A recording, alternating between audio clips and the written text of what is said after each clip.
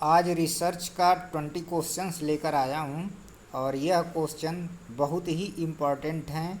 हर question का अलग अलग इम्पोर्टेंस है और हर क्वेश्चन में 4 ऑप्शन हैं। चारों ऑप्शन अलग अलग अपनी इम्पोर्टेंस रखता है और इन चारों ऑप्शन को मैं कोशिश करूँगा एक्सप्लेन करने के लिए। तो question number 1, studies which aim to produce a greater understanding of event behavior theories and make practical application thought policy law and theory are known as।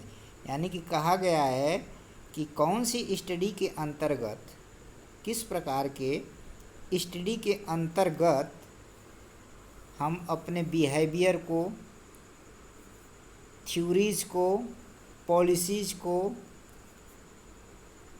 Law को अध्ययन करते हैं, जिसे जानते हैं।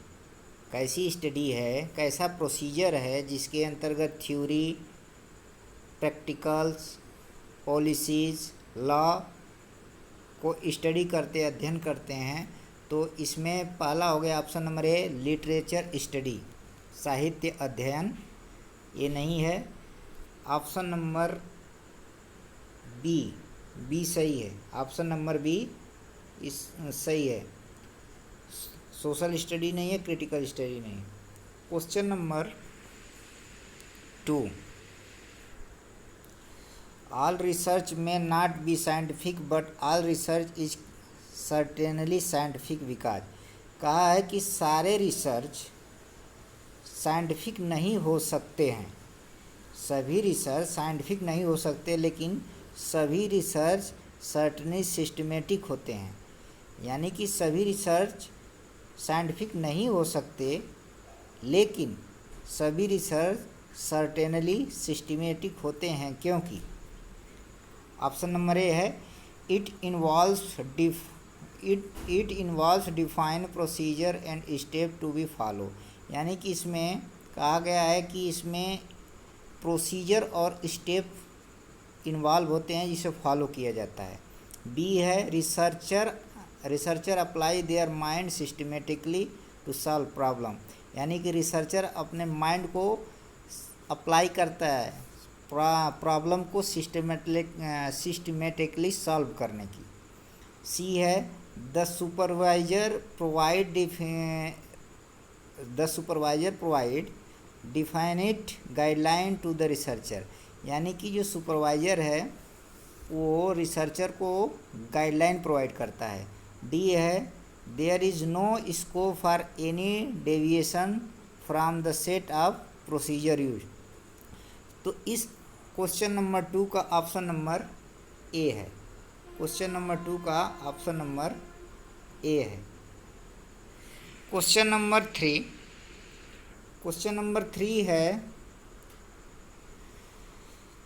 What in your opinion is central to all research. कहा गया है कि आपकी राय में सभी रिसर्च का केंद्र बिंदु क्या है। What in your opinion is central to all research. आपकी राय में रिसर्च का केंद्र बिंदु क्या है। तो रिसर्च का केंद्र बिंदु इंस्ट्रूमेंट, उपकरण नहीं होगा, क्योंकि उपकरण का ज़्यादा इसमें पहले वैल्यू नहीं होती है, बात का मैटर है। प्रोसीजर, स्टेप, प्रक्रिया, ये भी बात की है। हाइपोथेसिस, ये भी बात की होती है। क्वेश्चंस, यानी कि क्वेश्चन मीन्स प्रॉब्लम। सबसे पहले सेंट्रल केंद्र बिंदु जो आता है प्रॉब्लम होती है। प्रॉब्लम के ही जब हम सेलेक्ट करते हैं, प्रॉब्लम को सेलेक्ट करते हैं, तो उसमें के अकॉर्डिंग इंस्ट्रूमेंट, प्रोसीजर और हाइपोथेसिस का निर्माण करते हैं। तो क्वेश्चन नंबर 4 है। क्वेश्चन नंबर 4 में, देयर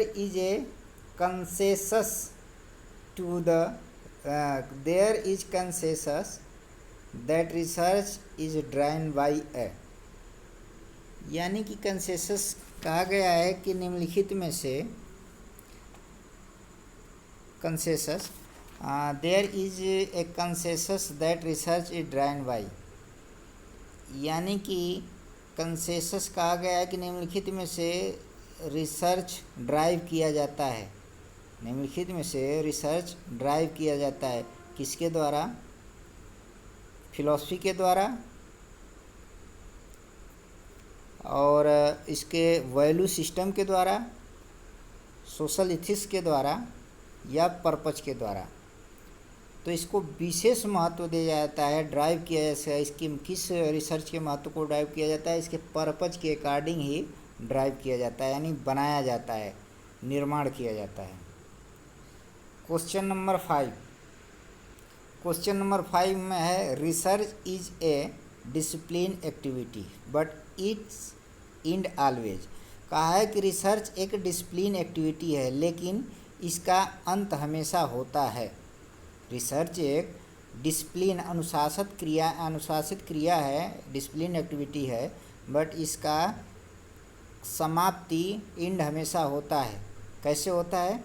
ऑप्शन नंबर ए है are guided by a strong philosophical system, यानी कि यह एक मजबूत फिलोसफिकल प्रणाली के द्वारा गाइडेड होता है, मार्गदर्शित होता है। बी है रिमेन ओपन, और ऑप्शन नंबर सी है control by the state authority, यानी कि यह स्टेट अथॉरिटी के द्वारा कंट्रोल होती है। और डी है have to be describe by a researcher themselves, यानी कि यह रिसर्चर के द्वारा खुद डिस्क्राइब होती है।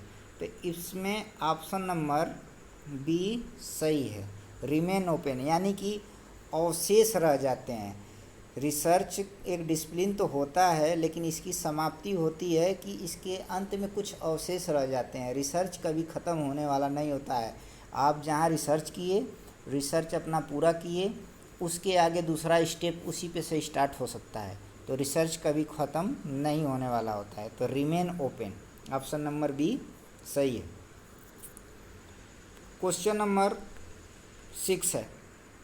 क्वेश्चन नंबर 6 में है the end product of all research is, यानी सभी रिसर्च का एंड प्रोडक्ट क्या है, लास्ट में क्या मिलता है, सभी रिसर्च के अंत में क्या प्राप्त होता है। तो question number the end product of all research is, तो better procedure and more research, confirmation and rejection of hypothesis, और a vivid understanding of the subject, a body of knowledge। तो इसमें question number option number D सही है, a body of knowledge. जो चीज़ हम research करते हैं उसके बारे में हमें नॉलेज मिल जाती है। तो इसमें ऑप्शन नंबर डी सही है। क्वेश्चन नंबर 7 में कहा है कि when quantitative method of research is use, जब रिसर्च के when quantitative method of research is use data are normally gather with the help of. कहा है कि जब हम किसी रिसर्च में क्वांटिटेटिव मेथड्स यूज करते हैं, कोई क्वांटिटी मेथड यानी मात्रात्मक रिसर्च का यूज करते हैं, तो किस प्रकार, किसके साथ नॉर्मली हम डाटा को कलेक्ट करते हैं, किसके हेल्प के साथ हम नॉर्मली जो डाटा कलेक्ट किया जाता है उसको कलेक्ट करते हैं। तो ऑप्शन नंबर ए है इंस्ट्रूमेंट या क्वेश्चनायर, उपकरण या क्वेश्चनायर। बी है को रिसर्चर, अपने सहपाठी से जो रिसर्चर होता है उसके सहयोग से। और सी वेरी प्रिसाइज टेक्निक, बहुत परिशुद्ध टेक्निक के द्वारा। और डी है एक्सपेरिमेंटल प्रोसीजर, प्रयोगात्मक प्रक्रिया के द्वारा। तो इसमें ऑप्शन नंबर ए सही है, क्वेश्चनायर। क्वेश्चनायर एक इंस्ट्रूमेंट है जिसी के द्वारा हम डाटा को कलेक्ट कर सकते हैं। Question number 8, from the view point of research which of the following discipline required multi disciplinary approach, यानी कि रिसर्च के पॉइंट ऑफ व्यू से कौन सा डिसिप्लिन निम्नलिखित में से कौन सा डिसिप्लिन मल्टी डिसिप्लिनरी अप्रोच है, यानी पहुंच है। रिसर्च के पॉइंट ऑफ व्यू से निम्नलिखित में से कौन सा डिसिप्लिन अनुशासन मल्टी डिसिप्लिनरी अप्रोच है। तो मल्टी डिसिप्लिनरी अप्रोच जिसको कहते हैं फिजिकल एजुकेशन एंड स्पोर्ट्स को कहते हैं। तो ऑप्शन नंबर डी सही है। क्वेश्चन नंबर 9 में है which of the following type of research is design to create and develop further an organized body of knowledge in the field of study. यानी कहा है कि which of the following type of research is design and create develop further organized body knowledge and field of study. तो कहा है कि field किस प्रकार के रिसर्च में नॉलेज को डेवलप करने के लिए, किस प्रकार के रिसर्च में नॉलेज को डेवलप करने के लिए एक संगठन द्वारा स्टडी की जाती है। तो नॉलेज डेवलप करने के लिए, साइंटिफिक नॉलेज डेवलप करने के लिए एक फील्ड स्टडी जो की जाती है उसको बोलते हैं अप्लाइड रिसर्च। क्या बोलते हैं? Applied research. तो इसमें नॉलेज डेवलप करने की अगर बात कर दिया तो इसे फंडामेंटल रिसर्च बोलते हैं, फंडामेंटल रिसर्च। तो ऑप्शन नंबर सी सही है, फंडामेंटल रिसर्च। अब बात आती है कि action research, immediate solve the problem. जब कोई तुरंत समस्या का समाधान करना होता है तो उसमें जब हम अप्लाई करते हैं तो उसको एक्शन रिसर्च बोलते हैं। और कॉन्टेक्सुअल रिसर्च के बारे में थोड़ा बता दें, बी ऑप्शन नंबर बी है कॉन्टेक्सुअल रिसर्च। इसका मतलब ये होता है कि व्यक्ति प्रतिदिन वातावरण में विजिट करता है, चाहे उसका घर हो, कार्य हो या स्कूल हो। उसकी सारी गतिविधियां किसी व्यक्ति द्वारा देखी जाती है कि वह व्यक्ति किस प्रकार से अपने उपकरण के साथ कार्य संपन्न करता है। उस व्यक्ति को सहायता की ज़रूरत होती है तो वॉच करने वाला व्यक्ति हेल्प भी करता है। इसे ही कॉन्टेक्सुअल रिसर्च बोलते हैं। फंडामेंटल रिसर्च के बारे में बता दें कि फंडामेंटल रिसर्च को प्योर रिसर्च और बेसिक रिसर्च भी बोलते हैं।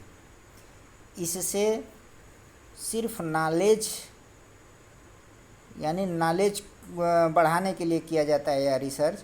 यह एक बेसिक रिसर्च होता है जिससे सिर्फ नॉलेज बढ़ाने के लिए किया जाता है। और अप्लाइड रिसर्च जब बेसिक रिसर्च को ही जो हमें प्राप्त हुआ उसी को कोई समस्या का समाधान करने के लिए अप्लाई करते हैं, एक थ्योरेटिकल या प्रैक्टिकल, तो उसको बोलते हैं अप्लाइड रिसर्च। क्वेश्चन नंबर 10 है। Question number 10 describe descriptive study, यानी कि वर्णनात्मक अध्ययन, जो वर्णन किया जाता है किसी के बारे में। A descriptive study such as a population survey describe and interpreted. A descriptive study जैसा कि पॉपुलेशन सर्वे, पॉपुलेशन जो सर्वे होती है डिस्क्रिप्टिव स्टडी के अंतर्गत आती है। इसके अंतर्गत डिस्क्राइब और इंटरप्रेट किया जाता है। क्या किया जाता है? व्हाट इट इज, क्या यह है। बी व्हाट हैड बीन, क्या हो चुका है। व्हाट वाज, क्या था। What is likely to be, क्या होगा। तो इसमें जब भी डिस्क्रिप्टिव रिसर्च के बारे में अध्ययन करते हैं और सर्वे, पॉपुलेशन सर्वे के बारे में जब डिस्क्राइब करते हैं, वह इंटरप्रिटेशन करते हैं, व्याख्या करते हैं, तो हमेशा प्रेजेंट की बात की जाती है, न कि फ्यूचर की, न कि पास्ट की। हमेशा प्रेजेंट की बात की जाती है। तो इसमें ऑप्शन नंबर ए सही है, what it is. Question number 11 philosophical research is also known as. Philosophical research को दूसरे नाम से भी जाना जाता है। क्या जाना जाता है? Rational research, perceptual research, conceptual research, behaviour research. तो इसमें ऑप्शन नंबर सी सही है, कॉन्सेप्चुअल रिसर्च। कॉन्सेप्चुअल रिसर्च, इसको कॉन्सेप्चुअल रिसर्च के भी नाम से जाना जाता है। अब रेशनल रिसर्च की बात करें तो यह एक थ्योरेटिकल फ्रेमवर्क है। यह एक थ्योरेटिकल फ्रेमवर्क और मेथडोलॉजी है जिसे जॉन एंडरसन द्वारा डेवलप किया गया था। इसके अंतर्गत कॉग्निटिव प्रोसेस का अध्ययन किया जाता है। रेशनल रिसर्च के अंदर मेन कॉग्निटिव प्रोसेस का अध्ययन किया जाता है। और परसेप्चुअल रिसर्च की बात करें तो ये संज्ञान से है, संज्ञानात्मक रिसर्च के बारे में, जैसे हमारे नॉलेज के बारे में, परसेप्शन जो हम देख कर करते हैं। Question number 12, when a researcher set to examine believe idea value system theory its in a field of knowledge he makes use. जब कोई रिसर्चर किसी प्रशिक्षण में जब कोई रिसर्चर किसी परीक्षण में बिलीव विश्वास, आइडिया विचार, वैल्यू और वैल्यू सिस्टम और थ्योरी को सेट करता है तो वह किस टेक्निक का यूज करता है? तो ऑब्जर्वेशनल रिसर्च, यानी कि जो ऑब्जर्वेशनल रिसर्च की टेक्निक है, ऑब्जर्व करके देख के, philosophical research technique, experimental research technique और डिस्क्रिप्टिव रिसर्च टेक्निक। तो इसमें ऑप्शन नंबर बी सही है। फिलोसफिकल रिसर्च के अंदर ही आइडिया, बिलीव विश्वास, महत्व, थ्योरी का अध्ययन किया जाता है। क्वेश्चन नंबर 13 है, quantitative method of research is applicable such as event occurrence or phenomena that can be। यानी कि क्वांटिटेटिव रिसर्च मेथड में क्वांटिटेटिव रिसर्च एक मेथड्स है जो इस प्रकार के इवेंट में अप्लाई किए जाते हैं, वह शब्द रूप हो सकता है। तो इसका ऑप्शन नंबर डी सही है। क्वांटिटेटिव की बात किया है तो express in term of quantity माने मात्रात्मक रिसर्च, जिसे हम न्यूमेरिक फॉर्म में लिख सकते हैं, जैसे 1 2 3 4। और क्वालिटेटिव जिसे अनुभव कर सकते हैं, जिसको हम न्यूमेरिक फॉर्म में नहीं लिख सकते हैं। तो इसमें ऑप्शन नंबर डी सही है।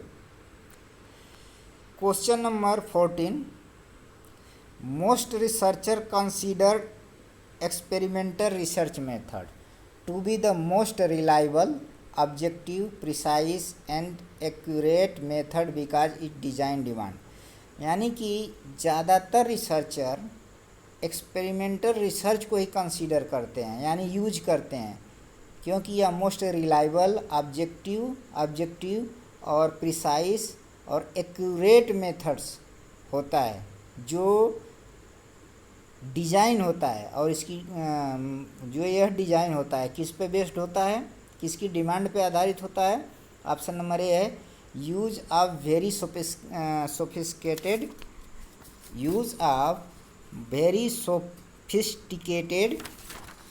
Sophisticated instrument. सोफिस्टिकेटेड माने जटिल होता है, यानी कि बहुत जटिल उपकरण का प्रयोग। फिर भी है highly trained researcher to handle research procedure, यानी कि highly trained researcher research procedure को हैंडल करता है। सी है control observation of the phenomena under the investigation. तो इसमें ऑप्शन नंबर सी सही है। जो तथ्य होते हैं वो इन्वेस्टिगेटर के अंदर, खोज के अंदर, रिसर्च के अंदर कंट्रोल रखे जाते हैं। तो एक्सपेरिमेंटल रिसर्च के बारे में बता दें कि एक्सपेरिमेंटल रिसर्च में 2 वेरिएबल होते हैं, एक डिपेंडेंट वेरिएबल, एक independent variable. Dependent variable independent variable पे आधारित होता है और इंडिपेंडेंट वेरिएबल को मैनिपुलेट किया जा सकता है, जिसमें कंट्रोल वेरिएबल का भी यूज किया जाता है। इसलिए ऑप्शन नंबर ए सी सही है। Question number 15, which of the following is the hallmark of laboratory research. Hallmark का मतलब होता है कि विशेषता। तो निम्नलिखित में से कौन सा लेबोरेटरी माने प्रयोगशाला जिसे बोलते हैं, प्रयोगशाला अनुसंधान का की विशेषता है। तो रिप्लिकेबिलिटी, बी है रिलायबिलिटी, और सी है राइगोरस एक्सपेरिमेंटेशन, डी है लॉन्ग टर्म ऑब्जर्वेशन। तो इसमें ऑप्शन नंबर ए सही है। रिप्लिकेबिलिटी का मतलब होता है ट्रायल, बार बार अप्लाई करना, यानी कि जब कोई लेबोरेटरी एक्सपेरिमेंट होता है तो उसमें ट्रायल होता है, बार बार उसमें मैनिपुलेट किया जा सकता है, बार बार अप्लाई किया जा सकता है। और रिलायबिलिटी के बारे में बता दें कि रिलायबिलिटी क्या होती है, जिसे हिंदी में विश्वसनीयता बोलते हैं। जब सेम रिसर्चर या सेम व्यक्ति किसी ऑब्जेक्ट पे या किसी पर्सन पे बार बार परीक्षण ले सेम कंडीशन में, और वह स्कोर बार बार परीक्षण के बाद हाईली कोरिलेटेड हो, नज़दीक हो, तो उसको बोलते हैं रिलायबिलिटी। और राइगोरस एक्सपेरिमेंटेशन का मतलब होता है कि बहुत सावधानी पूर्वक किया गया परीक्षण। तो ऑप्शन नंबर ए सही है इसमें। क्वेश्चन नंबर 16 है व्हेन वी स्टडी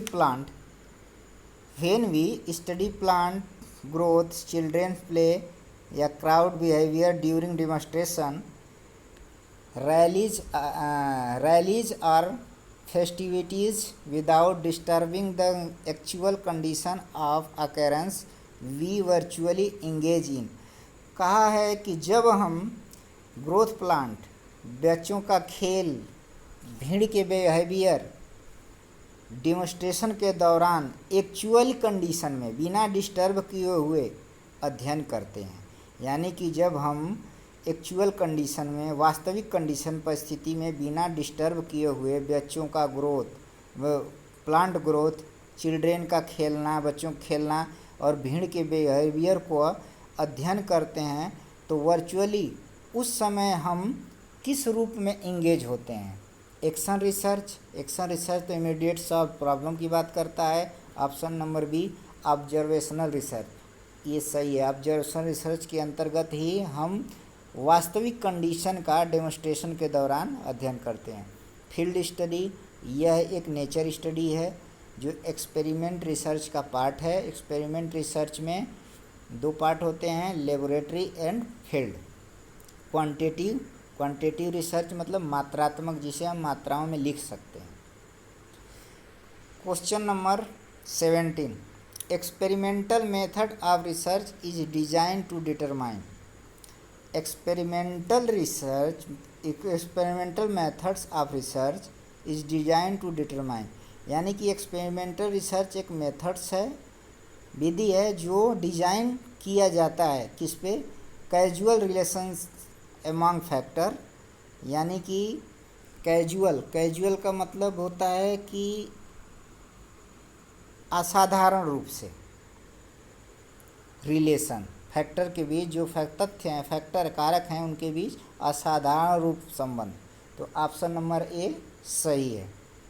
बी है whether we can solve all problem experimentally, जहां हम सभी प्रॉब्लम, समस्याओं को प्रयोगात्मक रूप से सॉल्व कर सकते हैं।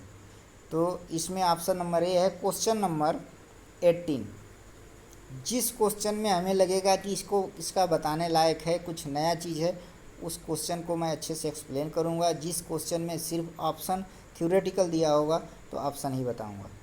क्वेश्चन नंबर 18 में है कि of the four of major goal ascribed